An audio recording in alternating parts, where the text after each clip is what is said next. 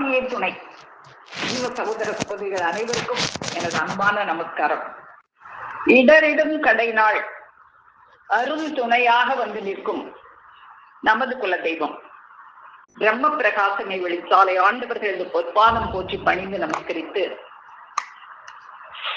பிரானவர்கள் நமக்கு அருளி தந்துள்ள தேவ திருவசனங்களை எல்லாம் நாம் பகிர்ந்து வருவதில், நேற்று நாம் பெருமானவர்கள் நமக்கு அருளி தந்துள்ள எமபட ரெடிபடு கோடாயுத திருவாக்கியம் 195 பற்றி பகிர்ந்து வந்தோம். எதுவும் தன்னை போல, அதாவது தானாக வராது. ஒருவருக்கு தீமை வருவதோ நன்மை வருவதோ தன் தன் இச்சையின் காரணத்தாலேதான். வேணுமென்று இவன் எதனிடம், அது நித்தியமோ அல்லது அநித்தியமோ, சொர்க்க வாழ்வோ அல்லது நரக வாழ்வோ, இவன் எதில் சார்ந்து கொள்கிறானோ அதன் மயமாய் ஆகிவிடுகிறான் என்ற திருவாக்கியத்தை பற்றித்தான் நாம பகிர்ந்து வந்து கொண்டிருக்கிறோம். அப்போ எதுவுமே தானாக வருவதில்லை, நம்முடைய இச்சையின் காரணமாகத்தான் வருது. நன்மையோ தீமையோ அது வருவதற்கு காரணம் நம் இச்சை தானே தவிர அது தானாக வருவதில்லை. அது நித்தியமோ அநித்தியமோ சொர்க்கமோ நரகமோ நாம எதில் சார்ந்து கொள்கிறோமோ அதன் மயமாக ஆகிவிடுகிறோம் என்று பெருமானவர்கள் இந்த திருவாக்கியத்துல நமக்கு அருளி தர்றாங்க. அப்போ நாம எதன் மயமாக ஆகணும்? சொர்க்கமா நரகமா எது வேணும் அப்படின்னா சொர்க்கம்தான் வேணும்னு நினைப்போம். அப்போ எதன் மயமாக ஆகணும், எதில் சார்ந்து கொள்ள வேண்டும்? இந்த நித்திய வாழ்விலும் அநித்திய வாழ்விலும் நாம் எப்படி வாழணும் அப்படின்லாம் நமக்கு கற்றுக் கொடுப்பதற்காகவே இறைவன் நமக்கு வேதங்களை எல்லாம் இறக்கி, புராணங்கள் இதிகாசங்கள் இவற்றின் மூலமாக நமக்கு நீதி கருத்துக்களை எல்லாம் அருளி செய்ததெல்லாம் நேற்று பார்த்தோம். அதுல இந்த நீதிகளை நமக்கு வேதங்கள்ல சொல்லி, அந்த வேதங்கள் இவனுக்கு படிக்கிறதுக்கு கடினமாக இருக்குமே அப்படின்னு சொல்லி வியாச பகவான் அவங்க ஒரு கதை மூலமாக இந்த நீதி கருத்துக்களை மக்களிடத்தில் சொல்வதற்காக மகாபாரதத்தை ஏற்றி தந்தார்கள் அப்படின்லாம் பார்த்தோம். அதுல அந்த திருதராஷ்டிரன் நீதி வழியில நடக்காம இருக்கும்போது அவருக்கு விதுரர் சில நீதி கருத்துக்களை எல்லாம் எடுத்து சொல்றாங்க. அவர் அதை தொடர்ந்து கேட்டாரா, அதை பயன்படுத்தினாரா இல்லையா அப்படிங்கிறத இன்னைக்கு நம்ம தொடர்ந்து பார்க்க போறோம். அப்போ அதை கேட்கணும். மூத்தோர் சொல் மந்திரம் அப்படின்னு சொல்லுவாங்க. அதை சொல்றதை கேட்கும் போதுதான் நமக்கு அந்த மாயையானது விலகி நமக்கு ஞானம் கிட்டும். அந்த மாயை என்ற ஒரு திரை நமக்கு இந்த ஞானத்தை அடைவிடாம தடையாக இருக்குது அப்படின்னு நமக்கு பெருமானவங்க கோடாயுத திருவாக்கியம் 241 அருளி செய்யறாங்க. ஞானம் அடைய தடையாக இருப்பது உன் மாயை, அது உன் அறிவிலேயே கலந்து தடை செய்கிறது. இந்த மாயை அறிவில கலந்திருந்தா எந்த ஞான வார்த்தைகள் மெய்ஞான வார்த்தைகள் யார் சொன்னாலும் அது காதுல ஏறாது. அந்த மாயையை வெல்வதற்கு ஒரு உபாயம், அதுக்கும் ஒரு உபாயம் பெருமானவங்க அருள் செய்யறாங்க. உன்னை ஆண்டு கொண்ட குருபெருமானவர்களின் திருவாக்கில் நீ நம்பிக்கை வைத்து நடப்பதுதான். ஒரு குருபெருமான் நமக்கு இறங்கி நமக்காக உபதேசம் செய்யும் போது அதுக்கு கொஞ்சம் செவி கொடுத்து கேட்டாலே அந்த நம்ம மாயைங்கிற திரை விலகி அந்த ஞானத்தை நாம் அடையலாம். அவர்கள் எல்லையில் நம் யூகம் பயந்தராது. நாம ஒன்ன கணிச்சு வச்சிருப்போம், அதெல்லாம் தூக்கி ஒதுக்கி வச்சிடணும். நம்மளுடைய யூகத்தை எல்லாம் ஒதுக்கி வச்சுட்டு அதெல்லாம் பயந்தராதுன்னு அவங்க ஒரு வழி காட்டுறாங்களே, அந்த வழியில நமக்கு போகும்போது நமக்கு நிச்சயமாக அந்த ஞானம் கிட்டும். அவர்கள் எல்லையில் நம் யூகம் பயந்தராது என்ற எண்ணம் உனக்கு திட்டமாக வர வேண்டும். அப்போ அது போல இந்த விதுரர் ஒரு ஞானியாக, திருதராஷ்டிரன் தன்னுடைய அண்ணன் தான், திருதராஷ்டிரன் அண்ணனுக்கு அவர் உபதேசம் செய்யும் போது அவர் அந்த மாயைங்கிற திரையை விலக்கிட்டு அதை கேட்டாரா, அது அவர் செவியில ஏறுச்சா ஏறலையா அப்படிங்கிறதெல்லாம் நாம இன்னைக்கு தொடர்ந்து பார்ப்போம். இப்போ இந்த மகாபாரதத்துல 4 நீதி உபதேசங்கள் 4 செய்யறத நமக்கு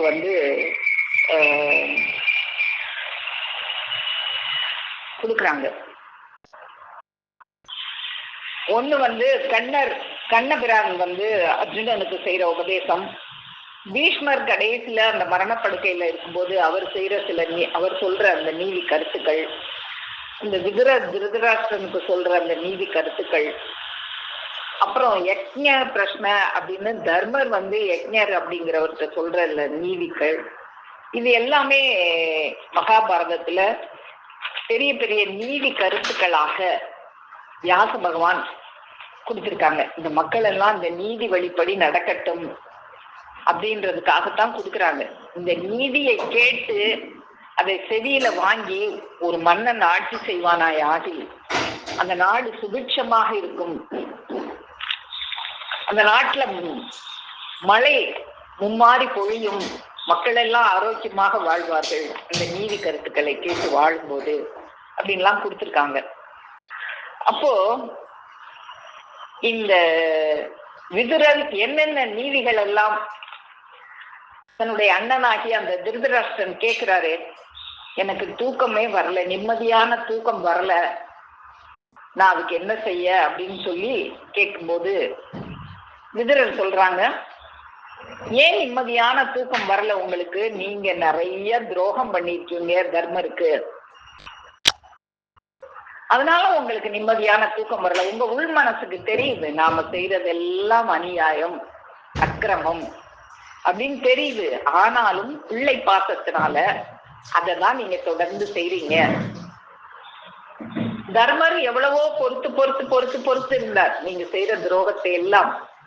இனி தர்மர் பொறுக்க மாட்டார், பொங்கி எழுவார். அதுல இருந்து நீங்க தப்பிக்கணும்னா இப்ப நான் சொல்ற உபதேசத்தை, நான் சொல்ற நீதி கருத்துக்களை நீங்க கேட்டு நடந்தீங்கன்னா நீங்க அதுல இருந்து தப்பிச்சுக்குவீங்க அப்படின்னு சொல்லி அவர் சில நீதி கருத்துக்களை எல்லாம் சொல்றார். முதல்ல அவர் சொல்ற நிறைய நீதி கருத்துக்கள் அவர் சொல்றது நம்ம அந்த நீதி கருத்துக்களை பத்தி பேசுறதுன்னா ஒரு மாசம் தொடர்ந்து பேசலாம், அவ்வளவு இருக்கு. அவ்வளவு ஸ்லோகங்களாக அந்த விதுர நீதி அப்படின்னே கொடுத்துருக்காங்க. நம்ம அதுல சில முக்கியமானதை மட்டும் நம்ம பார்ப்போம். அப்போ அந்த விதுரர் சொல்றார், அறிவாளிகள் அவங்கள நீங்க பக்கத்துல வச்சுக்கணும், அப்போ நீங்க ஆட்சியில தவற மாட்டீங்க, சரியான முறையில போவீங்க. அப்போ உங்களுக்கு இந்த நிம்மதி இல்லாத தூக்கம் வராத இந்த தன்மை எல்லாம் இருக்காது. நீங்க அறிவாளிகளை எல்லாம் பக்கத்துல வச்சுக்கணும். ஆனா நீங்க வச்சிருக்கிறது ஃபுல்லா அறிவிலிகளை தான் பக்கத்துல வச்சிருக்கீங்க. பாண்டவர்கள் அறிவாளிகள், கண்ண பரமாத்மா அறிவாளி, அவங்களெல்லாம் ஒதுக்கி தள்ளிடுறீங்க. அறிவிலிகளாகிய உங்க பையங்கிற காரணத்தினால துரியோதனன் என்ன அறிவு கெட்ட வேலை செஞ்சாலும் அவனைத்தான் சார்ந்து இருக்கிறீங்க. அப்போ எதை சாருகிறோமோ அதன் மயமாக ஆகி விடுவீர்கள்னு நமக்கு பெருமான் அவங்க இன்னைக்கு அருள் செய்த மாதிரி நீங்க துரியோதனன் பக்கமாகவே இருக்கீங்க. துச்சாதனன், துரியோதனன், சகுனி, கர்ணன், இந்த மாதிரி அறிவிலிகளையே நீங்க பக்கத்துல வச்சுக்கிட்டு இருக்கீங்க, அறிவாளிகளை நீங்க பக்கத்துல வச்சிருக்கல. அதுதான் உங்களுடைய நிம்மதியின்மைக்கு காரணமாக இருக்கு. இனிமேலாவது நீங்க நான் சொல்ற நீதிகளை கேட்டு நீங்க நடந்தீங்கன்னா உங்களுக்கு அந்த நிம்மதியான தூக்கம் கிடைக்கும் அப்படின்னு அவர் நிறைய சொல்ல ஆரம்பிக்கிறார். அப்போ அறிவாளின்னு எப்படி கண்டுபிடிக்கிறது அப்படின்னு அதுவே தெரியல அவருக்கு.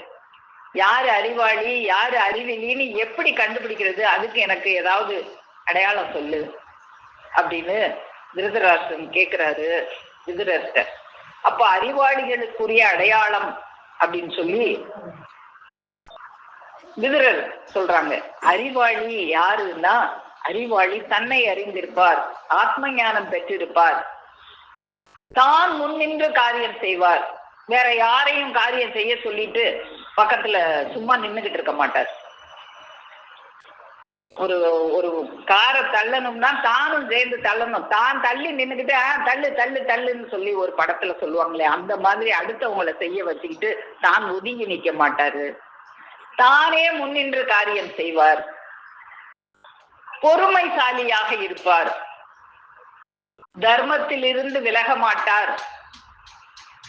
இந்த எல்லாமே உன்கிட்ட இல்லையேங்கிறத அவர் மறைமுகமா சொல்றார். அவன் செயல் செய்யும் முன் என்ன செய்ய போகிறார்னு யாருக்கும் தெரியாது. இப்பெல்லாம் நம்ம எல்லாம் ஒரு செயல் செய்ய போறோம்னா, நான் இதை செய்ய போறேன்னு 10 பேருக்கு டமாரா அடிச்சிருவோம். அப்புறம் தைரியமா செய்ய மாட்டோமான்றது தெரியாது. ஆனா அறிவாளி என்ன செய்வார்? கமுக்கமாக யாருக்குமே தெரியாதபடி அந்த செயலை செய்யற வரைக்கும் செய்ய போறேன்னு சொல்ல மாட்டாரு, இன்னதுதான் செஞ்சுக்கிட்டு இருக்கேன்னு சொல்ல மாட்டாரு. அவர் செஞ்சு முடிச்சா பிறகுதான் அவர் இன்னது செஞ்சிட்டாருன்னு எல்லாருக்கும் தெரியும். எதையுமே அறிவாளி என்பவர் சீக்கிரமாக கிரகித்துக் கொள்வார். நான் இப்ப சொல்றேனே, நீ அறிவாளியா இருந்தா சீக்கிரம் கிரகித்துக்கிடுவ அப்படிங்கிறதுக்கு தான் அவர் சொல்றாரு. புத்தியில 3 புத்தி இருக்கு. கற்பூர புத்தி, கரித்துண்டு புத்தி, வாழமட்ட புத்தி, 3 புத்தி இருக்கு. அதுல அறிவாளியாக இருந்தா கற்பூர புத்தியாக உடனே பற்றி கொள்வான். கரித்துண்டு கொஞ்சம் தாமதமாக பற்றி கொள்ளும். வாழமட்ட பத்தவே பத்தாது. இதுல நீ என்னவா இருக்க போற? அப்புறம் அறிவாளிக்கு என்ன லட்சணம்? அறிவாளி அடுத்தவர்களை பேச விட்டு அதை கவனிப்பார். சிலர் நம்ம எல்லாம் பார்த்திருக்கோம், அடுத்தவங்களை பேசவே விட மாட்டாங்க. நான்லாம் பார்த்திருக்கேன். சில பேருக்கு போன் பண்ணி ஒரு விஷயம் சொல்றதுக்காக போன் பண்ணிப்பேன். அக்கான்ட்டு நான் என்னக்கா எதுக்கு போன் பண்ணீங்க எல்லாம் கேட்க மாட்டாங்க. அவங்க விஷயத்தையே சொல்லிடுவாங்க 1 மணி நேரமா. நான் இடையில நான் போன் பண்ணது எதுக்குன்னா நான் சொல்ல ஆரம்பிப்பேன். என்னை சொல்லவே விடாம அவங்களையே பேசிக்கிட்டே இருப்பாங்க. 1 மணி நேரம் ஆயிடும். நான் என்ன சொல்ல வந்தோடனே நம்ம மறந்துடுவோம். இப்படி இல்லாமல் அடுத்தவர்களை பேச விட்டு அதை கவனிக்கணும். அதுக்கப்புறம் தான் நம்ம கருத்தை நம்ம சொல்லணும், யார்கிட்ட பேசினாலும். இது அறிவாளியினுடைய லட்சணம். மனது ஆசைப்பட்டதால் அறிவாளி ஒரு காரியத்தில் இறங்க மாட்டான். அறிவை கேட்டுத்தான் வேலை செய்வான். அதான் நம்ம பெருமான் அவங்க நமக்கு எடுத்து கொடுப்பாங்க. மனசின் வழி போகாத அறிவின் வழி போ. அறிவை முன்ன விட்டு மனசு அதுக்கு பின்னால நடக்க வையின்னு சொல்லுவாங்கல்ல. அதைத்தான் இங்க விதுரர் அவங்க சொல்றாங்க. மனசு ஆசைப்பட்டதுனால ஒரு காரியம் செய்ய மாட்டான் அறிவாளி. அறிவை கேட்டு அறிவின்படி தான் அந்த காரியத்தை செய்வான். அறிவாளி இலவசமாக எல்லாருக்கும் அறிவுரை வழங்க மாட்டான். அறிவாளி கிடைக்காத பொருளுக்கு ஆசைப்பட மாட்டான். ஒரு பொருளை இழந்ததற்காக கவலைப்பட மாட்டான். இந்த பொருள் என்னை விட்டு போயிடுச்சே. நம்ம எல்லாம் நிறைய பேர் அதுக்கெல்லாம் கவலைப்பட்டிருப்போம். அப்பா இதெல்லாம் படிக்கும் போது இதுக்கெல்லாம் கவலைப்படக்கூடாது அப்படிங்கிற இந்த நீதி கருத்துக்கள் எல்லாம் நமக்கு போதிக்கிறத நம்ம கேட்கணும். பெரிய ஆபத்து வந்தாலும் அறிவாளி மனம் கலங்க மாட்டான். நன்றாக யோசித்துத்தான் ஒரு செயலில் இறங்குவான்.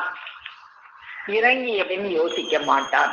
அதான் எண்ணி துணிக கருமம் துணிந்தபின் எண்ணுவம் என்பது இழுக்கு அப்படின்னு வள்ளுவர் பெருமான் அவங்க எடுத்து கொடுத்துருக்காங்க. ஒரு காரியம் செய்ய முந்தி நல்லா யோசிச்சு அதுல இறங்குனா பிறகு யோசிக்காத. அறிவாளிக்கு இன்னும் லட்சணம் சொல்றாங்க. மற்றவர்கள் பாராட்டினால் சந்தோஷப்பட மாட்டான். அதே மாதிரி மற்றவர்கள் அவமானப்படுத்தினால் அதற்காக வருத்தப்படவும் மாட்டான். அறிவாளி நல்ல ஞானம் கொண்டவனாக, அவனுடைய பேச்சில் அந்த ஞானத்தை வெளிப்படுத்தக்கூடியவனாக இருப்பான். ஒருத்தவங்க பேச்சில தானே அவங்க ஞானம் உள்ளவங்களா ஞானம் இல்லாதவங்களா நமக்கு தெரியும். எந்த தலைப்பில் நாம பேச சொன்னாலும் அந்த தலைப்பில் அவங்க பேசுவாங்க. தன் கொள்கைக்கு ஏற்ற நூல்களை மட்டும்தான் படிப்பாங்க.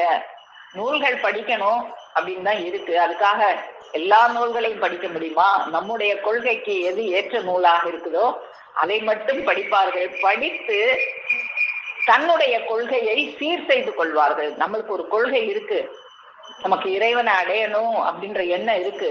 அதுக்கு எங்க இருக்கு நல்ல நூல் அப்படின்னு நம்ம தேடி அலைஞ்சி அந்த நூலை படித்து கொண்டு நம்முடைய கொள்கையை சீர் செய்து கொள்வோம். அதுதான் அறிவாளிக்குரிய லட்சணம். இந்த லட்சணம் எல்லாம் நிறைந்தவன் யாருன்னு நீ எங்கேயாவது பார்த்திருக்கியா அப்படின்னு விதுரர் கேக்குறாரு திருதராஷ்டிரர்கிட்ட. இத்தனை லட்சணங்களும் நிறைந்தவராக விதுரர் தான் இருக்கிறாரு அந்த அரசவையில. வேற யாரும் அங்க இல்ல. நான் தான் இத்தனை லட்சணம் பொருந்தினவனா இருக்கேன், ஏன் சொல்ல நீ கேட்டீன்னா நீ உருப்பட்டுருவ. நான் உன் கண்ணுக்கு தெரியலையா? துரியோதனன் தான் உன் கண்ணுக்கு தெரியறானான்னு கேட்கறதுக்கு இத்தனை லட்சணங்களும் பொருந்தியவனை நீ பார்த்திருக்கியா அப்படின்னு கேட்கும்போது விதுரர் அவரை எங்க போய் தேடுறது அப்படின்னு கேட்கிறார். எனக்கு இத படிக்கும்போது பெருமான் அவங்க, நான் தான் உனக்காக இந்த உலகத்துக்கு இறங்க வேண்டுவதற்கு விபரீதமான காலத்துல இறைவன் இந்த பூமிக்கு வருவாங்கன்னு பகவத்கீதையில சொல்லியிருக்கே. யுகந்தோறும் எப்பெல்லாம் அக்கிரமம் தலை தூக்குமோ இந்த உலகத்துல அப்பெல்லாம் நான் வருவேன்னு சொன்னாங்களே, அவங்க இந்த யுகத்துல இப்ப என்ன அக்கிரமம் இல்லாத காலமா இப்ப அவங்க வந்திருக்க மாட்டாங்களா? வந்தா நீ எப்படி அடையாளம் தெரிஞ்சுக்குவேன்னு அவங்க மறைமொழி எல்லாம் சொல்லிட்டு அவங்கள எங்க போய் தேடுவோம் அப்படின்னு நம்மகிட்ட கேட்பாங்க. அது எங்க இல்லையா? இருக்க வேண்டுமே. இது காலமோ விபரீதமான காலம், இப்படிப்பட்ட காலத்தில் வருவேன் என்று பொய்யா சொல்லி இருப்பார்கள்? இல்லையே, சத்தியமா தானே சொல்லியிருப்பாங்க கிருஷ்ண பரமாத்மா. அது எங்கே ஐயா வருகிறேன் என்று சொன்னார்களே, அது சத்தியம் தானே. எங்கே வந்திருக்கிறார்கள் என்று தேடி பார்க்கலாமா அப்படின்ன உடனே, நான் தேடி பார்த்தேன் தெய்வமே, தேடி உங்களை கண்டுகொண்டேன், நீங்க தான் அப்படின்னு காலில் விழணும். தெரியாம முழிக்கிறாங்க. எங்க போய் தேடலாம்? அப்ப பெருமான் அவங்க சொல்றாங்க, வாங்க தேடி பார்ப்போம். எங்க போய் தேடலாம்? சாப்பாட்டுலையா, கட்டணத்திலையா, மலை காடு செடிகள் இல்லையா?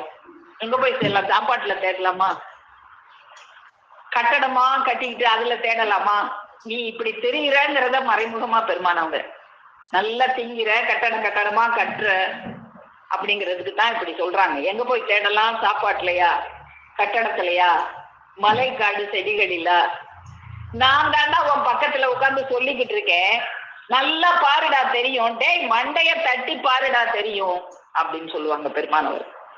அது போல இந்த மண்டைய தட்டி பார்த்தா வந்திருக்கவங்க யாருங்கிறது நமக்கு தெரியும். அப்படித்தான் விதுரர் அறிவாளியாக நின்று பக்கத்துல அவ்வளவு அறிவுரைகள் சொல்றாரு. அந்த அறிவாளியை நான் எங்க போய் தேடுறதுன்னு கேட்கிறாரு விருதராஷ்டிரர். அப்போ அறிவிலிகளையா நான் பக்கத்துல வச்சிருக்கேன்னு சொல்றியே, இந்த அறிவிலிகளுக்குரிய லட்சணம் என்ன அப்படின்னு கேட்கிறாரு திருதராஷ்டிரர். அதுக்கும் லட்சணம் சொல்ற. அறிவிலிகளுக்குரிய லட்சணம் என்ன அப்படின்னா, ஒண்ணுமே படிச்சிருக்க மாட்டான், ஆனா நிறைய படிச்ச மாதிரி போஸ் கொடுப்பான். படம் மட்டும் காட்டுவான், பிலிம் காட்டுறியான்னு சொல்லுவோம் நம்ம எல்லாம். ஒன்னும் தெரியாது, ஆனா தெரிஞ்ச மாதிரி பிலிம் காட்டுவான். ஏழையாத்தான் இருப்பான், பணக்காரன் மாதிரி நடிப்பான். எதுக்கு ஆசைப்பட்டானோ அதுக்காக உழைக்க மாட்டான், சோம்பேறியாகவே இருப்பான். உண்மை பேசவே மாட்டான், பேசுறதெல்லாம் பொய்யாகவே இருக்கும். நண்பனிடம் கூட உண்மை சொல்ல மாட்டான். சில பேர் எல்லார்ட்டையும் போய் சொன்னா கூட யாராவது ஒருத்தர் உயிர் நண்பர்கிட்ட உண்மை சொல்லுவோம், அது கூட சொல்ல மாட்டான். யாரு பரம எதிரியாக வைக்கணுமோ அவனை நண்பனாக ஏற்றுக்கொள்வான். உண்மையானவனை வெறுத்து எதிரியாக பார்ப்பான். அப்புறம் நம்ம தன் வேலையை தானே செய்வான் அறிவாளின்னு பார்த்தேன். இவன் தன் வேலையை அடுத்தவரிடம் தள்ளிவிடுவான். குறுகிய காலத்தில் செய்ய வேண்டிய வேலையை இழுத்தடிப்பான். பித்ருக்களுக்கு சிரார்த்தம் பண்ண மாட்டான். நம்ம முன்னோர்களுக்கெல்லாம் நம்ம செய்யறோமே, அவங்க செய்யும் போது அந்த அவங்க மனு சந்தோஷப்படும். நமக்கு நம்ம முன்னோர்களுக்கெல்லாம் நம்ம வீட்டுல நம்ம தாய் தகப்பன் பாட்டன் எல்லாருக்கும் நம்ம அந்த ஆண்டு பூர்த்தி எல்லாம் நம்ம கொண்டாடுறதுக்கு எதுக்கு? அவங்க அங்க இருந்து சந்தோஷப்படுவாங்க. எனக்கு இவ்வளவு பெரிய பதவியை தெய்வம் கொடுத்தாங்க, அவங்களுக்கு நன்றி செலுத்துதுங்க நம்ம பிள்ளைங்க அப்படின்னு சொல்லி அவங்க சந்தோஷப்படுவாங்க. அது செய்ய மாட்டான். அழைக்காமலே உள்ளே வருவான், வந்து தானாக நிறைய பேசுவான். யாரை நம்ப கூடாதோ அவர்களை நம்பி கெடுவான். யாரை நம்பணுமோ அவங்களை நம்ப மாட்டான். பிறர் எல்லோரையும் குற்றம் சொல்லிக் கொண்டே இருப்பான், ஆனால் அவனிடம்தான் நிறைய குற்றம் இருக்கும். காலம் முழுக்க அறிவாளிகளை திட்டிக் கொண்டே இருப்பான். அறிவே இல்லாதவனுக்கு அறிவாளிகளை பார்த்தா பொறாமையாத்தான் இருக்கும், அவங்களை திட்டிக்கிட்டே தான் இருக்கும். அப்போ அதனால அப்படி திட்டுறதுனால அந்த அறிவாளிகள் ஏதோ ஒன்னு ரெண்டு பாவம் செஞ்சிருந்தாங்களா, அத்தனை பாவத்தையும் இவனே கிரகித்துக் கொள்வான். அப்படின்னு அறிவாளிகளுக்கும் அறிவிலிகளுக்கும் லட்சணம் சொல்றார். இப்படி அடுத்து திருதராஷ்டிரன் ஒரு கேள்வி கேட்கிறார். சரி, வாழ்வில் நான் என்னென்ன கடைபிடிக்க வேண்டும் அப்படின்னு கேட்கிறார். அதுக்கு நிறைய பதில் சொல்றார் நம்ம விதுரர். 1, 2, 3 அப்படின்னு 1 அப்படின்னு 1 வச்சே நிறைய விஷயங்கள் சொல்றாரு. 2 வச்சே நிறைய விஷயங்கள் சொல்றாரு. அதாவது 1ன்னா என்னன்னா, விஷம் ஒருவனைத்தான் கொல்லும், அம்பு ஒருவனைத்தான் கொல்லும். ஆனால் ஒரு தவறான ஒரு அறிவுரையை ஒரு மந்திரி ஒரு நாட்டு மன்னனுக்கு, ஒரு அறிவிலியான மந்திரியை நீ பக்கத்துல வச்சிருந்து அவன் தவறான ஒரு அறிவுரை சொன்னா அது ஒரு நாட்டையே கொண்டு விடும், ஒரு நாட்டு மக்களையே கொண்டு விடும். அப்படித்தான் நீ வச்சிருக்கிற, தவறானவங்களை பக்கத்துல, சகுனிய பக்கத்துல வச்சிருக்கிற, துரியோதனன் சொன்னதை கேட்கிற, அதனால இந்த நாடே அழிய போகுது அப்படிங்கறதெல்லாம் அவர் சூசகமா அவருக்கு உணர்த்துறார். ஒரு இனிமையான பொருள் கிடைச்சா, நல்லவங்களா இருந்தா அதை தனியா உண்ண மாட்டார்கள், அதை 4 பேருக்கு பகிர்ந்து கொடுப்பாங்க. அதே போல ஒரு நல்ல விஷயம் தெரிஞ்சாலும் 4 பேருக்கு பகிர்ந்து கொள்வார்கள். இந்த மாதிரி கடைபிடிக்க வேண்டிய விஷயங்கள் 1, 2, 3, 4, 5, 10, 10 இப்படி நிறைய விஷயங்களை எல்லாம் சொல்லிட்டே வர்றார். நம்ம பார்த்தோம், அதெல்லாம் பார்க்க இப்படி வாழ்க்கையில நம்ம கடைபிடிக்க வேண்டிய நீதி நெறிமுறைகள், வழிமுறைகள் நிறைய சொல்றாங்க. அந்த அவ்வளத்தையும் கடைபிடிச்சா உண்மையிலே ஒரு நாடு சுபிட்சமாக இருக்கும், மாதம் மும்மாறி மழை பொழியும், அந்த நாட்டுல இருக்க மக்கள் எல்லாம் ஆனந்தமாக இருப்பாங்க. அப்புறம் எல்லாம் சொல்லிட்டு கடைசியா சொல்றாரு, சொர்க்கம் வேணும். அது ஒண்ணுக்காக தான் நம்ம இந்த உலகத்துல வந்தோம். இந்த சொர்க்கம் வேணும்னா ஒரு ஆச்சாரியார், ஒரு நல்ல அறிவுரை கொடுக்கிற ஒரு அன்பான ஆச்சாரியனுடைய கடாட்சம் உனக்கு போதும், கடைக்கண் பாதை போதும். உபதேசம்லாம் வேண்டியதில்லை, அவங்களுடைய ஒரு கடைக்கண் பாதை போதும், பார்வை போதும். இப்படி எல்லாம் அவர் நிறைய உபதேசம் சொல்லியும் கடைசியா ஒரு உபதேசம் சொல்றார். இந்த ஜீவாத்மா என்பது பரமாத்மாவில் இருந்து வந்தது. பரமாத்மா ஒரு மலை, அந்த மலையிலிருந்து வந்த நதியாக இந்த ஜீவாத்மா இருக்கிறது. இது இதில் கருணை, தைரியம், உறுதி, அலை என்ற நற்பண்புகளோட இந்த நதியானது ஓடி கடைசியில் அந்த பரமாத்மா என்கின்ற அந்த குணக்கடலில் கலக்க வேண்டும். நாம எதை கொண்டு போறோம், எதை கொண்டு வந்தோம், எதை கொண்டு போக, இறைவன் கொடுத்த இந்த ஜென்மத்தை முறையாக பயன்படுத்தி அவனை அடைவதற்காக கொடுக்கப்பட்ட இந்த ஜென்மத்தை அடுத்தவர்களை துன்பப்படுத்தி அதுல சந்தோஷப்பட்டு நாமும் நிம்மதி இழந்து இருப்பது போலதான் நீ இப்ப நிம்மதி இழந்து தூக்கம் இழந்து இருக்கிற. இதனால உனக்கு கிட்டியது தூக்கமின்மைதான். நீ இந்த தர்மப்படி, நான் சொன்ன இந்த தர்மப்படி நீ நடந்தினா உனக்கும் நிம்மதியான தூக்கம் இருக்கும், இந்த நாட்டு மக்களும் சுபிட்சம் அடைவாங்க அப்படிங்கறதெல்லாம் நிறைய எடுத்து சொல்றார். நீயும் தர்மப்படி ஆட்சி செய்யல, தர்மப்படி ஆண்ட தர்மனையும் ஆட்சி செய்ய விடல, அதனாலதான் உனக்கு இந்த நிம்மதி இன்மை அப்படின்னு சொன்ன உடனே திருதராஷ்டிரன் இதெல்லாம் கேட்டுட்டு என்ன சொல்றாரு, இதெல்லாம் அவர் காதுல ஏறிச்சா? ஏறினா தானே பலன் கிடைக்கும், காதுல ஏறலைனா? நீ சொல்றதெல்லாம் சரிதான், நீ சொன்னது எல்லாமே தர்ம கருத்துக்கள் தான், எனக்கும் பாண்டவர்களை பார்க்கும் போது அவங்களுக்கு நல்லது செய்யணும்னு தான் தோணுது, ஏன்னா என்னுடைய தம்பி பிள்ளைகள் அல்லவா. ஆனா துரியோதனன் வந்ததும் என் மனம் மாறி விடுகிறது, என் பிள்ளை பாசம் என்னை கெடுக்கிறது, அவனுக்கே தெரியுது. அப்போ நான் என்ன பண்றது? துரியோதனனை ஒதுக்கிரு. ஒரு நாடு நல்லா இருக்கணும்னா ஒருத்தனை பலி கொடுத்தா பரவாயில்லைன்னு அப்படின்னு சொல்லுவார் விதுரர். நீ சொல்ற எனக்கு என் பிள்ளைய பலி கொடுக்க எனக்கு மனசு வரலையே, அதனால இப்படித்தான் நடக்கணும்னு விதி இருக்குது போல, அதனால விதி போல ஆகட்டும் விதுரா, விதியை மாற்ற யாராலும் முடியாது அல்லவா. இவ்வளத்தையும் கேட்டுட்டு நான் இதெல்லாம் ஒன்னும் பின்பற்ற மாட்டேன், விதி போல ஆகட்டும் அப்படின்னு விதி மேல பழி போட்டுட்டு நான் என்ன பண்றது, இதுதான் விதி போல, அதனால விதி போல ஆகட்டும் அப்படின்னு சொல்லிடுறார். விதியை மாற்றுறதுக்கு பகவான் அனுகிரகம் இருந்தா மாற்றட்டும், நான் என்ன பண்றது அப்படின்னு சொல்லும் போது, பகவான் அனுகிரகம் வேணும்னா நீ மாற்றம் அடையணும்னு நினைச்சு ஒரு எட்டு எடுத்து வச்சினா பகவான் எட்டு எட்டு எடுத்து உன்னை நோக்கி வந்து இந்த மாற்றத்தை கொடுப்பாரு. ஆனா நீ உனக்கே மாற்றம் அடையணும்னு எண்ணமே இல்லையே, இப்படித்தான் நடக்கணும்னு விதி இருக்கு, நடக்கிறது போல நடக்கட்டும்னு நினைக்கிறியே, அப்போ எப்படி மாற்றம் நடக்கும்? எப்படி பகவான் அருள் கிட்டும்? பகவான் அனுகிரகம் எப்படி கிட்டும் அப்படின்னு விதுரர் சொல்றார். அப்போ ஒரு ஞானத்தை உபதேசிக்கிறவங்க உபதேசித்தாலும் கேட்கிறவங்களுக்கு பணிவு இருந்தாதான் அது காதுல ஏறும். பணிவு இல்லைன்னா அது காதுல ஏறாது. இப்போ ராமாயணத்துல ராமருக்கு வசிஷ்டர் உபதேசம் செஞ்சார். வசிஷ்ட முனிவர் ராமனுக்கு உபதேசம் செய்யும் போது ராமன் அதை பணிவுட கேட்டாரு, அதை பற்றி நடந்தார். ராவணனுக்கு அவருடைய தம்பி விபீடனன் உபதேசம் செய்யறார். நீ சீதையை கவர்ந்து கொண்டு வந்து வச்சிருக்க, இதெல்லாம் தவறு, பிறன் மனையை நோக்க கூடாது, நீ கொண்டு போய் விட்டுரு அப்படின்னு அவர் எவ்வளவோ உபதேசம் நீதி கருத்துக்கள் சொல்றாரு. ஆனா ஒண்ணு கூட ராவணன் காதுல ஏறல. ஏன்? பணிவு இல்ல. நான் அண்ணன், நான் நாட்டு ராஜா, நீ என் தம்பி, எனக்கு கீழே இருக்கிறவன், நீ என்ன எனக்கு புத்தி சொல்றதுங்கிற எண்ணம். அது அந்த ஆணவம் இருந்தாலே எதையுமே காதுல பக்தியில கூட ஆணவம் இருக்கக்கூடாதுன்னு சொல்றாங்க. நம்மள கூட சில பேருக்கு பக்தியில நான் தான் 40 வருஷத்துக்கு முன்னால நான் தெய்வத்தை பார்த்து தெய்வம் கூட இருந்தேன், நீங்கள்லாம் நேற்று வந்தவர்கள் என்று யாரையும் சொல்லக்கூடாதுன்னு பெருமான் அவங்க அருளி செஞ்சுட்டாங்க. இந்த ஆலயத்துக்கு முன்னால ஒரு வேப்ப மரம் 40 வருஷமா இங்க நிக்குது, நின்னா போதுமா?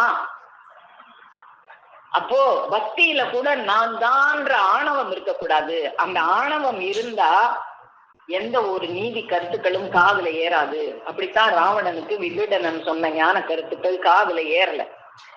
இதுலயுமே அப்படித்தான் விதுரர் சொன்ன அந்த கருத்துக்கள் எல்லாம் ஏன் திருதராஷ்டிரன் காதுல ஏறல அப்படின்னா, அவன் மன்னன், இவர் மந்திரி, அவன் அண்ணன், இவர் தம்பி, இவன் என்ன சொல்றது நாம என்ன கேட்கறதுங்கிற ஒரு ஆணவம் அது காதுல கேட்க விட மாட்டேங்குது, காதுக்குள்ள நுழைய மாட்டேங்குது. இதை பத்தி ஒரு கதை சொல்லுவாங்க. ஒரு நாட்டு ராஜா ஒரு அழகான ஒரு தோட்டம் வச்சிருந்தாரு. அந்த தோட்டத்துல நல்ல சுவையான மாங்கனிகள் அதுல பழுக்குமா. இப்ப ராஜா உலாவ செல்லும் போது எத்தனை பழம் பழுத்திருக்கு அப்படின்னு அப்படியே பார்த்துட்டு அதுக்கப்புறம் வேலையாட்களை விட்டு அந்த பழுத்த பழங்களை எல்லாம் எடுத்துட்டு வாங்க அப்படின்னு சொல்லுவாராம். சொல்ல முடிய அந்த தோட்டத்துல நிறைய காவல் போட்டிருப்பாங்களாம். அந்த தோட்டத்துக்கு வெளியே ஒரு குடிசையில ஒரு ஏழை, ஒரு குடியானவன் வாழ்ந்துட்டு இருக்கான். அவன் ஒரு கலையை கற்று வச்சிருந்தானா.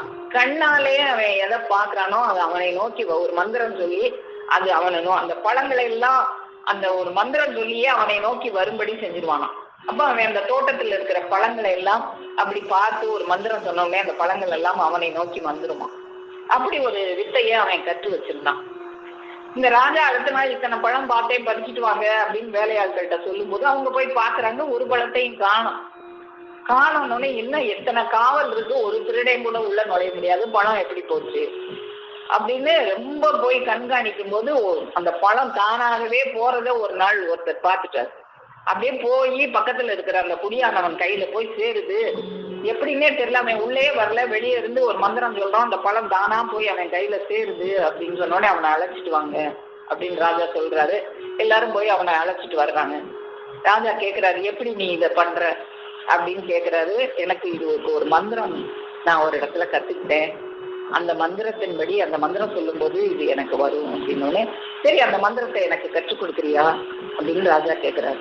சரி, கற்றுத்தர்றேன் அப்படின்னு சொன்னோடனே சரி உட்காந்து கற்றுக் கொடு அப்படின்னு ராஜா சிம்மாசனத்துல உட்காந்துட்டு அவன் காலடியில, ராஜாவோட காலடியில அவனை உட்கார வச்சு அந்த மந்திரத்தை கேட்கிறாரு. அவர் மண்டையிலே ஏறல. திரும்ப திரும்ப திரும்ப இவனும் கற்றுக் கொடுக்குறான், அவர் மண்டையிலே ஏறல. அப்ப அந்த ராஜாவோட மகன் அந்த ராஜாவை அழைச்சி சொல்றாரு, அப்பா நீங்க மந்திரம் கற்றுக்கொள்ளணும்னு ஆசைப்படுறீங்க, ஆனா உங்ககிட்ட பணிவு இல்லை. நீங்க சிம்மாசனத்துல உட்காந்துக்கிட்டு கற்றுக் கொடுக்கிறவரை உங்க காலடியில உட்கார வச்சுக்கிட்டு நீங்க கேக்குறீங்க, அப்ப எப்படி உங்க காலில் அது ஏறும்? கற்றுக் கொடுப்பவர் ஆசான், ஆச்சாரியர், குருபெருமான், அவங்கள மேல உட்கார வைங்க, நீங்க கீழே உட்காருங்க, அப்பதான் அந்த மந்திரம் உங்க காதுல ஏறும் அப்படின்னு சொன்ன உடனே ராஜா தன் தவறை உணர்ந்து அந்த கற்றுக் கொடுக்கவர் அவரை சிம்மாசனத்துல உட்கார வச்சு அவருக்கு கீழே உட்கார்ந்து பணிவோட கேட்கும் போது அந்த மந்திரம் அவர் காதுல ஏறித்தான். அது போல கேட்கிறவங்களுக்கு பணிவு இருக்கணும். இதை நான் பெற்றே அடைஞ்சே தீரணுங்கிற ஒரு வெறித்தனமான ஒரு எண்ணம் இருக்கணும். அதை விட்டுட்டு நீ சொல்லு நான் கேட்கிறேன். சில பேருக்கு நம்ம ஏதாவது சொல்லி கொடுக்கும் போது நீங்க அப்படி உட்காந்து சொல்லி கொடுங்க, நான் படுத்துக்கிட்டே இதை சாப்பிட்டுக்கிட்டே கேட்கிறேன் அப்படின்னு சொன்னா ஏறுமா? அது எவ்வளவு பணிவோடையும் எவ்வளவு ஆர்வத்தோடையும் அதை கேட்டா ஏறும். அப்போ அது இல்ல இந்த திருதராஷ்டிரத்துக்கிட்ட, அந்த கேட்கணுங்கிற எண்ணமும் இல்ல. அதனால அவர் துரியோதனன் பக்கமாகவே நின்னார். அதனால அவர் அடைஞ்ச பலன் என்ன? நாட்டை இழந்தார், 100 மகன்களையும் இழந்தார், எல்லாத்தையும் இழந்தார். அப்போ இந்த பணிவு இருந்தாதான் நம்ம அது அந்த அறிவுரைகள் வரும்போது அதை சார்ந்து இருக்கும் போதுதான் நம்ம அதன் மயமாக ஆக முடியும். அதனால அதை சார்ந்து விட வேண்டும். அதைத்தான் நமக்கு பெருமான் அவங்க இந்த மனுவே நீதி கருத்து, இவனே ஒரு நீதிதான். நீதி கருத்து நமக்கு யாரும் சொல்ல வேண்டியது இல்லை, நாமளே ஒரு நீதி எனும் பொருளான மனுக்குலம்ட்டாங்க பெருமான் அவர்கள். இந்த மனிதன் பிறந்தது ஒரே ஒரு வேலைக்கு தான். இந்த உலகத்துல டாக்டர் அந்த கைலாச வாசரின் திருச்சன்னதியை அடைந்து அவர்கள் கொலுவாசனத்தில் அமரவே தான் பிறந்தோமே தவிர வேற எதுக்காகவும் இல்லை. டாக்டராகவோ அட்வொகேட் ஆகவோ பெரிய பணக்காரனாகவோ நீ பிறக்கலேன்ட்டாங்க. மனு பிறந்தது ஒரே ஒரு வேலைக்குத்தான், அந்த நித்திய உடலை, அந்த வாசன உடலை பெறுவதற்காகவே இவன் பிறந்தான். இதற்காகவே இறைவன் இத்தனையையும் இவனுக்கு படைத்து தந்தான். அந்த ஒரு வேலை மட்டும்தான் செய்யணும், வேற வேலையெல்லாம் வேஸ்ட். நாம செஞ்சுட்டு இருக்கிற வேலையெல்லாம் சாப்பாட்டுக்குரிய வேலை. அதுதான் பெருமா எங்க போய் தேடலாம்? சாப்பாட்டுலையா? கட்டடத்துலையா? கட்டடத்துக்கு மேல கட்டடம் கட்டுறோம், சாப்பாட்டுக்கு மேல இப்படி செஞ்சு சாப்பிடலாமா அப்படி செஞ்சு சாப்பிடலாமான்னு அலையிறோம். இதுல எல்லாம் கிட்டிடுமா? நீ அந்த ஒரு வேலையோடு மற்ற வேலை செய்தா பரவாயில்லைங்கிறாங்க. நீ அந்த வேலையை முதல்ல செய்ய, அந்த இறைவனை தேடுற அந்த நித்திய வாசனை உடலை பெறுவதற்கான வேலையை முதல்ல செஞ்சுட்டு அந்த வேலையோடு மற்ற சிறு வேலைகளையும் செய்வதாலே தோஷம் இல்லை. அதையே முக்கியமான வேலையா செஞ்சுக்கிட்டு இருக்காது. அந்த இறைவனுடைய குறி என்ன? நீ அவஸ்தையில் போகாமல் 10 கோடி காலம் வாழ்வதே.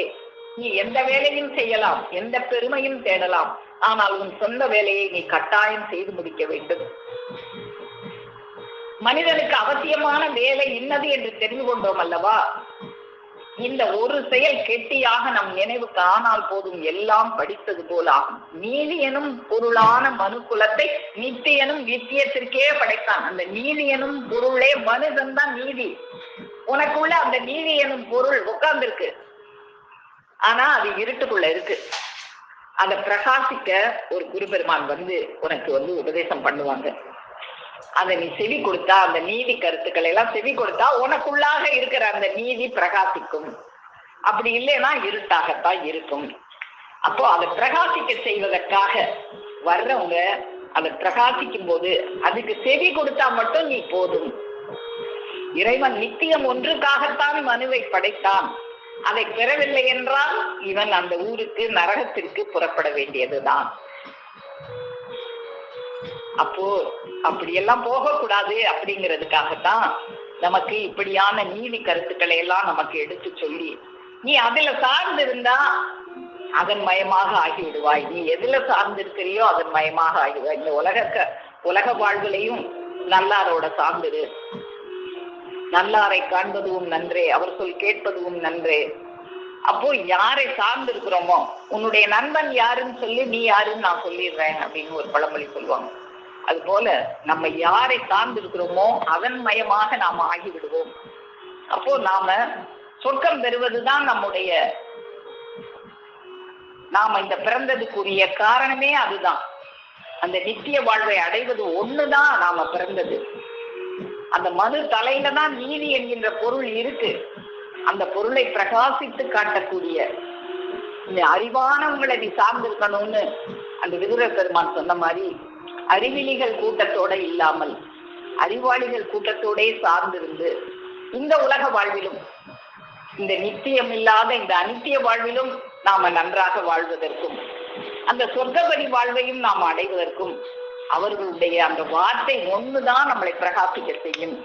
அதுதான் இன்னைக்கு பெருமான அவங்க நமக்கு ஒளிநாடால சொன்னாங்க, அந்த வார்த்தை லேசான வார்த்தையான்னு நினைக்காத, அது நான் என்ன பிரசங்கமா அவங்க சொல்ற அந்த வார்த்தையெல்லாம் ஏதோ கேட்டுட்டு அப்படியே விட்டுட்டு போறதுக்கு, நீ சொல்றீங்க என்னால கடைபிடிக்க முடியலையே அப்படின்னு சொல்றதுக்கு அது என்ன பிரசங்கமா? விதுரர் மணிக்கணக்கா நம்ம பேசினா ஒரு மாசம் பூரா அவர் சொன்ன நீதிகளை பேசலாம். அவ்வளவு நீதி கருத்துக்களை கேட்டுட்டு நீ சொல்ற விதுரா, ஆனா என்னால அதை கடைபிடிக்க முடியல அப்படின்னு சொல்றதுக்கு அது என்ன வெறும் வார்த்தையா? பெருமான் அவங்க இன்னைக்கு எடுத்த உடனே அதான் சொன்னாங்க, இது என்ன பிரசங்கமா? இல்லை, இது அகலான முத்து, அகலான ரத்தனம். அஷ்டாட்சரம், கலிமா, பஞ்சாட்சரம் எல்லாம் ஒண்ணுதான், எல்லாமே அந்த வார்த்தைக்குள்ளதான் இருக்கு. எல்லா மதங்களும் அதைத்தான் சொல்லுது. முதல்ல ஒரு மதத்தை கொஞ்சம் பிரகாசம் இல்லாம இறைவன் படைச்சு, அன்னைக்கு இறைவனுக்கு புத்தி கம்மியா இருந்து கொஞ்சம் புத்தி வந்தா பிறகு இன்னொரு மதத்தை படைச்சாங்களா? அப்படியெல்லாம் இல்லை.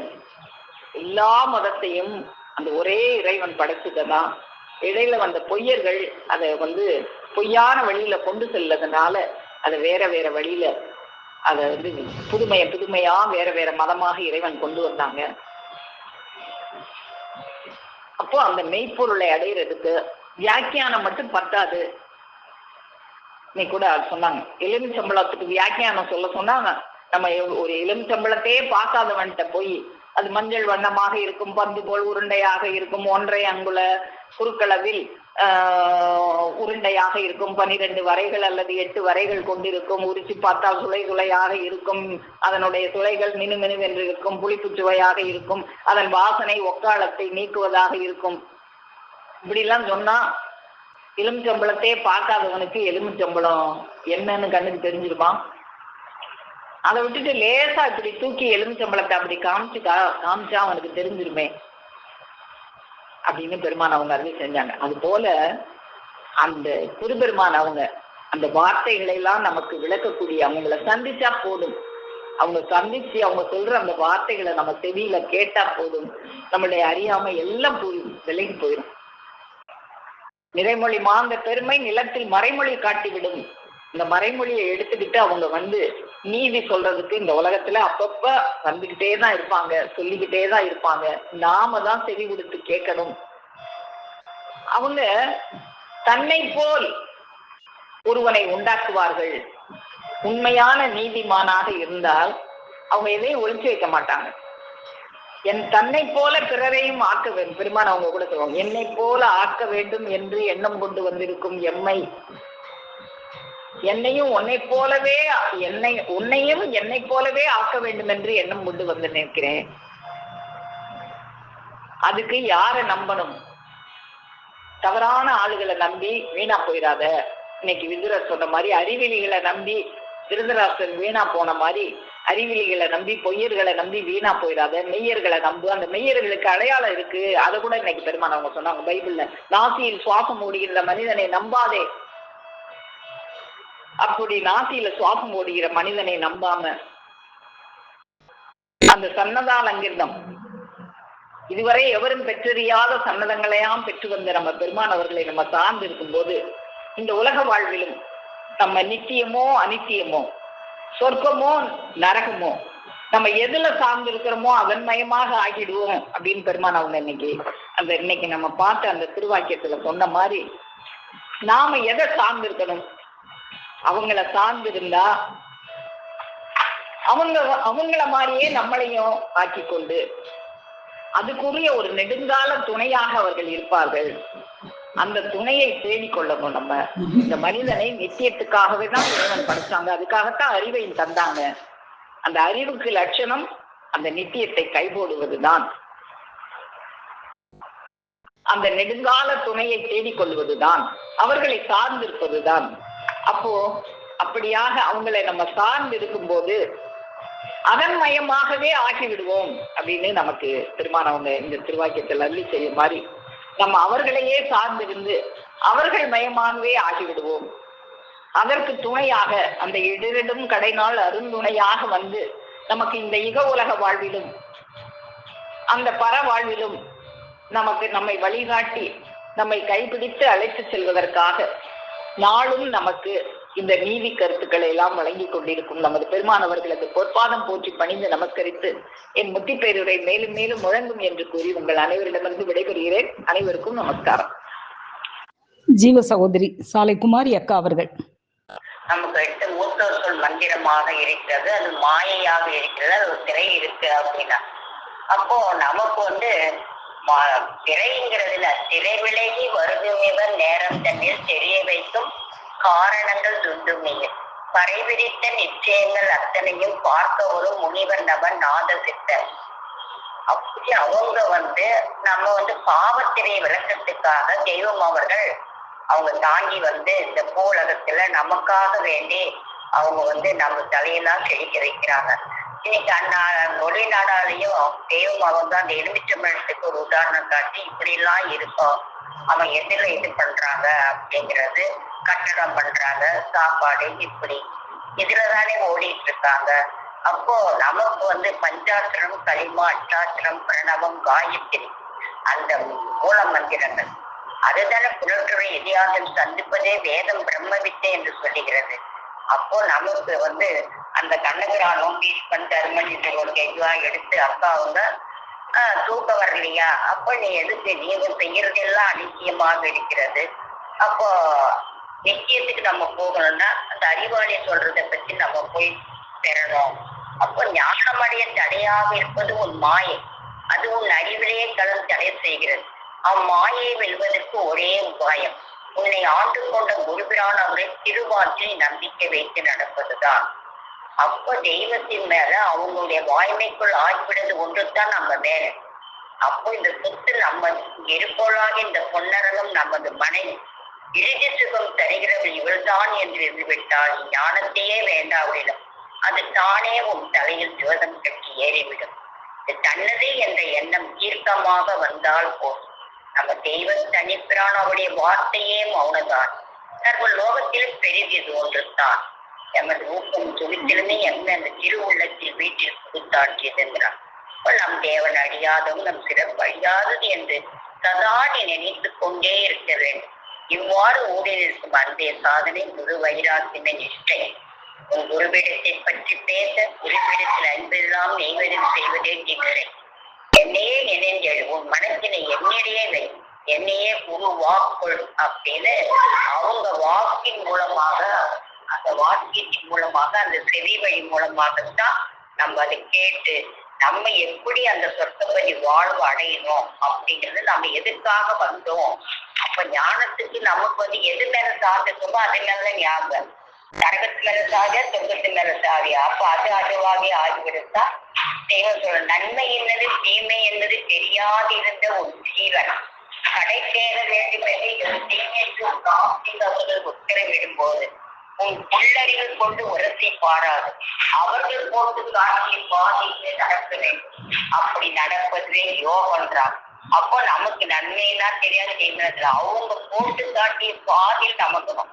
அவங்க போட்டுட்டாங்க, இந்த நம்மை ஈசன் படைத்தான், வேதத்தையும் தந்தான், அந்த வேதத்தில் ஈசன் நாம் நடக்க வேண்டிய நேர் பாதை போட்டு காட்டி இருக்க அதை விட்டு விட்டு தள்ளுப்பட்ட கடைகள் போல் விருதாவாக சுற்றி வருகிறோம். வேத ஏற்றில் உள்ளதை படிப்பதன் பயன் இறைவனை காண்பதுதான். அப்படி நமக்கு அந்த வேதத்துல அதை படிச்சு அந்த தெய்வத்தை நம்ம கண்டு தரிசனை பண்ணி யாரையும் சட்டை பண்ணாத வலிமை கொள்கிறது. அது தெய்வ குபேர பூவன காலம் வருகிறது. அந்த வசந்த காலத்துல நாம் கூடிக்கொண்டிருக்கிறோம்.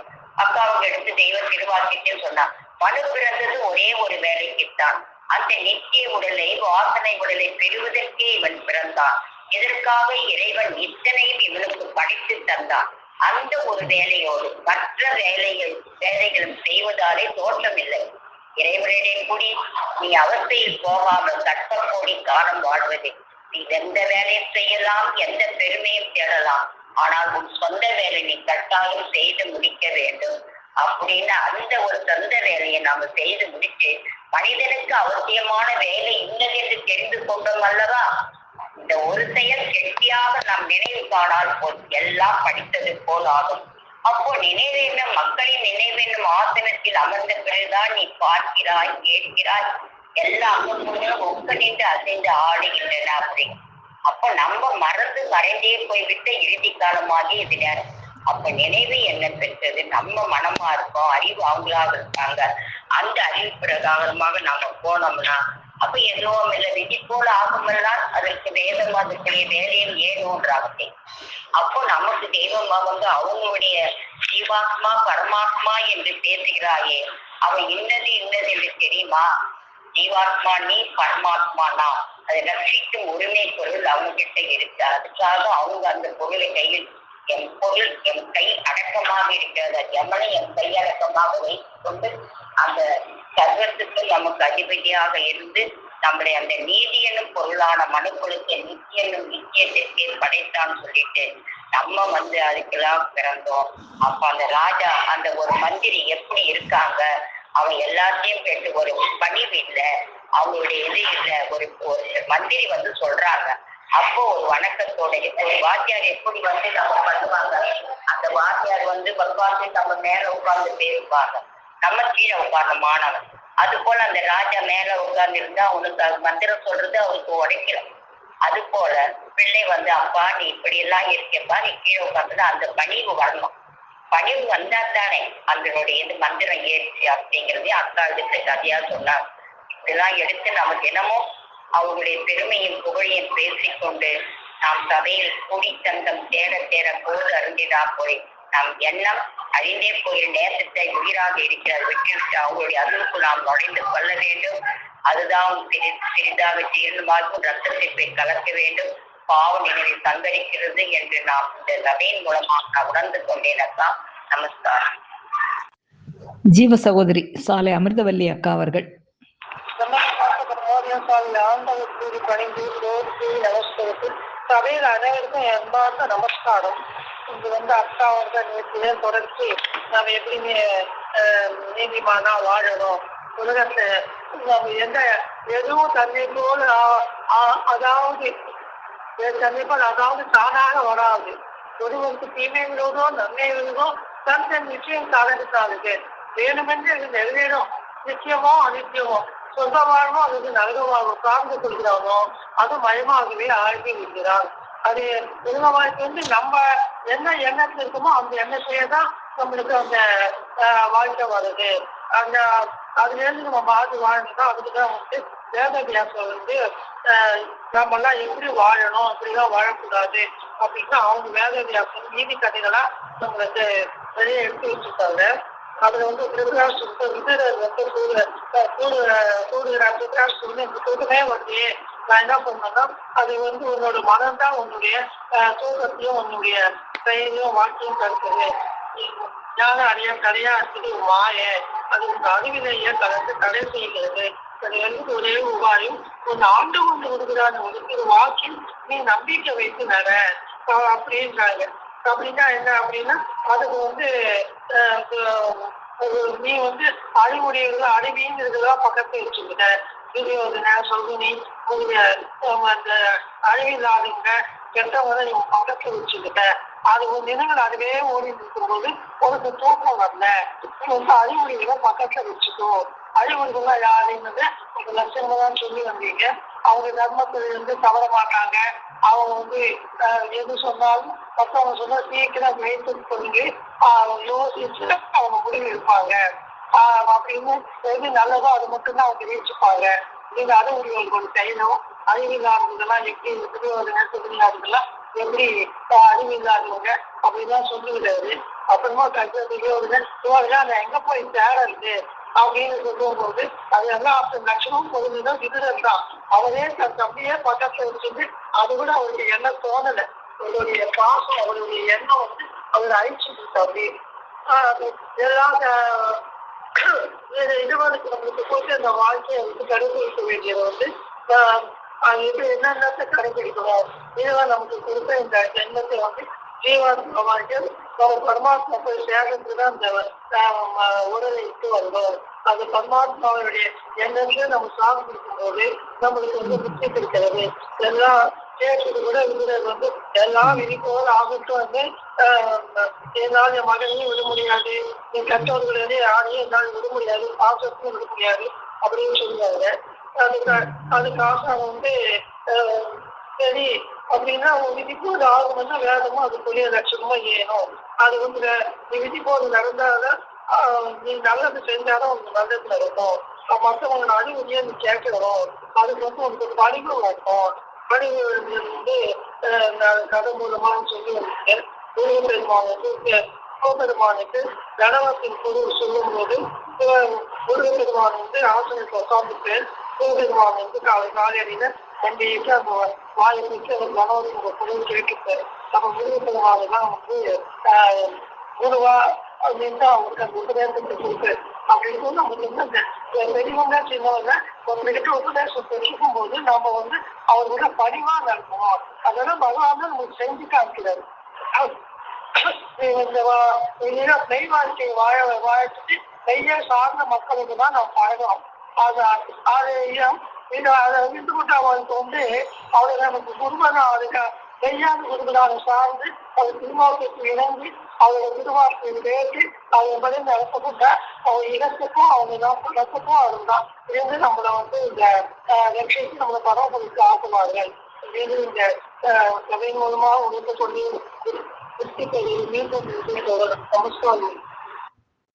ஜீவ சகோதரி சாலை கோதாவரி அக்கா அவர்கள். எல்லாருமே எல்லாரும் நீங்க சொன்னது எல்லாமே நல்லாவே புரியுது, நல்லாவே இருந்ததுக்கா. அதே மாதிரி குமாரி அக்கா இந்த கல்ல சொன்னதோட அதுவும் நல்லாவே இருந்ததுக்கா. அதே சமயத்துல நீங்க ஒண்ணு சொன்னீங்க இல்லையாக்கா, அது எனக்கு ரொம்ப பிடிச்ச வேர்டா இருந்ததுக்கா. அதை சொல்லட்டுமாக்கா? அதுல சொல்லுங்கக்கா, சொல்லுங்க. அது வந்துக்கா நீங்க சொன்னீங்க இல்லையா, உன்னுடைய நண்பர்கள் யாரு, அது பேர் சொன்ன நான் உன்னை பற்றி தெரிஞ்சு போறேன் அப்படின்னு சொன்னீங்க. அது எனக்கு ரொம்ப பிடிச்ச வேர்டுங்க. அது எங்க வீட்டுல எப்ப பாரு சொல்லுவாரு. அது வந்து உன்னுடைய நண்பர்கள் யாரு, அவங்க பேர் எல்லாம் சொன்ன, அவங்க கூட நீ எப்படி அது நீ யார் கூட பழகிறேன்னு சொன்னாவே நான் உன்னை பத்தி தெரிஞ்சு போறேன் அப்படின்னு சொல்லி நீங்க ஒரே ஒரு மட்டும்தான் சொன்னீங்க சிம்பிளா. அதுக்கு வந்து நிறைய விளக்கம் எடுத்து போலாம் இல்லையாக்கா. அவங்க சொல்லுவாங்க இல்லையாக்கா, ஒரு சமயத்து ஒண்ணுத்துல அரசியல்வாதி எல்லாம் பேர் எல்லாம் சொல்லுவாங்க, ஒரு இதுல ஆன்மீகவாதிங்க பேருங்கெல்லாம் சொல்லுவாங்க, ஒரு சில கொலைக்கார பேருங்கெல்லாம் சொல்லுவாங்க. அப்பெல்லாம் நீ அப்படிப்பட்டவன் தான் அவனை பத்தி தெரிஞ்சு போலாம் இல்லையாக்கா அப்படின்னு சொல்லிட்டு நீங்க அந்த ஒரே ஒரு வார்த்தை சொல்லும்போது எனக்கு சிரிப்பா வந்துச்சு. அக்கப்பாரு நம்ம மனசுல அது எப்பயோ நான் கேள்விப்பட்டதான் எங்கிட்ட சொல்லுவாரு. அதே சமயத்துல எனக்கு ரொம்ப பிடிச்ச வேர்டுங்க. அந்த இவ்வளவு நேரம் நீங்க எல்லாமே பேசுறீங்க, எல்லாமே நல்லா இருந்தது. அக்கா எல்லா எடுத்து பேசணும் இருக்கிறது தானே பேசிருக்காங்க, அதுல இருக்கிறது. அது ஒரே ஒரு வார்த்தை மட்டும் எனக்கு ரொம்ப பிடிச்சிருந்துக்கா. அந்த முடிஞ்ச அந்த விளக்கம் நீங்க சொல்லுங்கக்கா. நமஸ்காரக்கா. ஜீவ சகோதரி சாலை சாந்தி அவர்கள். தெய்வத்தை தேடுறோம்னா நமக்கு எதுக்கு பிறந்தோம் என்றத அவர் உணர்த்தி வைத்திருக்காரு. அவரை நினைவாவே இருந்தால் நம்ம ஜீவம் வந்து வாழாத ஜீவமாக அவர் ஏற்றுக்கொள்வார். அவரை அவரை பற்றியே பேசணும், அவரை பற்றியே நினைக்கணும். யாரும் எது சொன்னாலும் எதையும் காதில் போட்டுக் கொள்ளாமல் நல்லதே நினைத்து நல்லதே நடக்கணும் என்று நம்ம நினைவில் இருந்தால் தெய்வம் நம்ம முத்தி பேருரைக்கு நம்மளை ஆட்கொள்வாள் என்று நான் தினந்தோறும் கேட்டுக்கொண்டு நான் கேட்டுக் கொண்டிருக்கிறேனாக்கா. இதுக்கு மேலே நான் எனக்கு பேச வரலக்கா. நான் இதோட பேசிக்கிறேன்க்கா. நமஸ்காரம். ஜீவ சகோதரர் சாலை ராமர் அவர்கள். நானே இங்க பேசுறப்ப இடையில தான் வந்திருக்கேன். யாரு அறிவுடையவர்கள், யாரு அறிவிகள் அப்படின்ற எடுத்து பேசுறப்ப வந்திருக்கேன். அப்போ மகாபாரதத்தை எடுத்து அழகா மகாபாரதத்துல அறிவுடையவர்கள் யார்? பாண்டவர்கள். அறிவில்லாதவர்கள் துரியோதனர்கள்.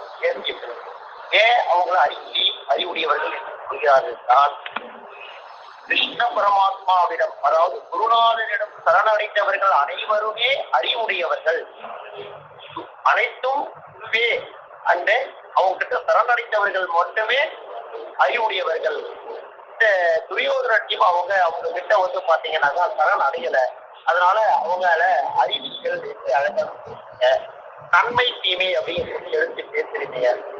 வள்ளுவ நாயனார் சொல்லியிருப்பாரு ஒரு திருக்குறள்ல, தன்மையும் இமையும் நாடி நலம் புரிந்து தன்மையால் ஆளப்படும். நன்மையும் இமையும் யார் அவங்களுடைய தன்மையை பொறுத்துதான் இருக்கும் அப்படின்றது வள்ளுவ நாயனார் நமக்கு எடுத்து அருள் இருக்கிறாங்க. அப்படி இருக்க சொல்ல நீங்க அழகா அந்த சார்பு எதை நம்ம சார்ந்து வாழறோமோ அதுவாவே நம்ம மாற்றுறோம், அதுவாவே நம்ம மாறிடுறோம். எடுத்துக்காட்டா ஒரு நீர் இருக்கு, ஒரு நீரினுடைய தன்மை எப்பவுமே மாறிக்கொண்டே இருக்கக்கூடியது. மனம் போல அதுவும் மாறிக்கொண்டே இருக்கக்கூடியது. ஆனா அது நீர் எந்த பாத்திரத்தை நம்ம எடுத்து வைக்கிறோமோ அந்த வடிவமாவே நீர் மாறிடும். அது போலதான் நாமும் யாரை சார்ந்து வாழ்கிறோமோ அதனுடைய வடிவமாவே நம்ம மாறிடுறோம். எடுத்துக்காட்டா நம்ம அறிவுடையவர்களாக வாழணும்னா எப்படி அப்படின்னு பார்க்க சொல்ல, அந்த இறைவனை குரு வரமானை அந்த குருவை சரணாகதி அடைந்து அவரை சார்ந்து வாழ்ந்தால் நிச்சயமா நம்ம அறிவுடையவர்களாக வாழணும். ஏன் அறிவுடையவர்கள் அப்படின்னு சொல்லப்பட்ட ஒரே ஒரு விஷயம்தான், அந்த யமபயத்தை தாண்டி நம்ம சொர்க்கபதிக்கு ஏற்றாங்களே அவங்கதான் அறிவுடையவர்கள், அவங்கதான் குருக்கிறார். அப்போ அவங்க கூட நம்ம சேர்ந்துக்கணும். அப்போ குரு என்பவர்கள் யார்? குரு என்பவர்கள் உன் தலையோட்டில் உள்ள தீயெழுத்தை மாற்றி அங்கு மதிய எழுத்தை பதிப்பிப்பார்கள். உன் பாவ எழுத்தை உணர்த்தி உன் இதயாசனத்தில் சிவன் என்னும் வாடாத சிவத்தை ஏற்றி வைப்பார்கள். சிரஞ்சீவி பட்டத்தையும் கூட்டி வைப்பார்கள்.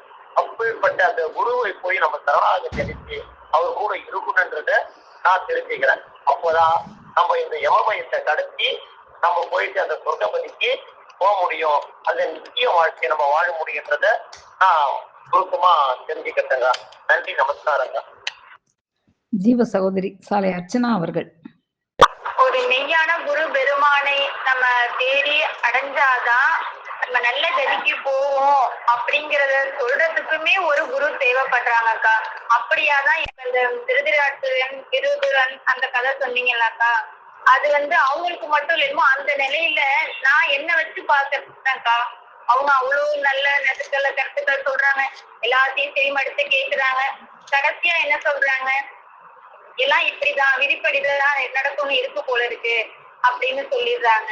நாம அது போலதான் விடிய கதை கேட்டு சீதை சித்தப்பா அப்படிங்கிற கதையா காலையில சபை அட்டன் பண்றோம், இந்த வகுப்புல அட்டன் பண்றோம், எல்லாத்தையுமே கேட்டுட்டு நான் அடுத்த நிமிஷம் என்ன பண்றேன்னா என்னுடைய அனைத்திய செயல்களிலேதான் அதிக நேரத்தை செலவிடுறது மாதிரி எனக்கு தோணுதுக்கா. இன்னும் பாத்தீங்கன்னா சில நேரங்கள்ல இந்த வகுப்ப ஒரு 4 பேர் கூட்டினாலே தெய்வமும் அந்த இடத்துல வந்துடுறாங்கன்னு சொல்றாங்க. ஆனா பாருங்க, நம்மளால ஒரு ஸ்கிரீனை ஓபன் பண்ணி வச்சுக்கிட்டு அதுக்கு மட்டுமே என்னால நேரம் ஒதுக்கி பார்க்க முடியலையே.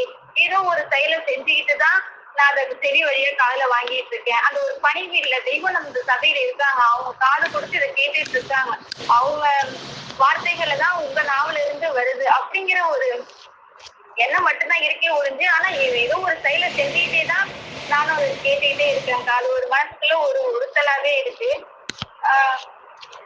மற்றபடி வகுப்புகள் அனைத்தும் சிறப்பாக இருந்ததுக்கா. நல்லதுங்கக்கா. நமஸ்காரம்க்கா. தெய்வ திருவாக்கியங்களால் சபையை அலங்கரித்த ஜீவ சகோதர சகோதரிகள் அனைவருக்கும் எனது அன்பான நன்றி கலந்த நமஸ்காரம்.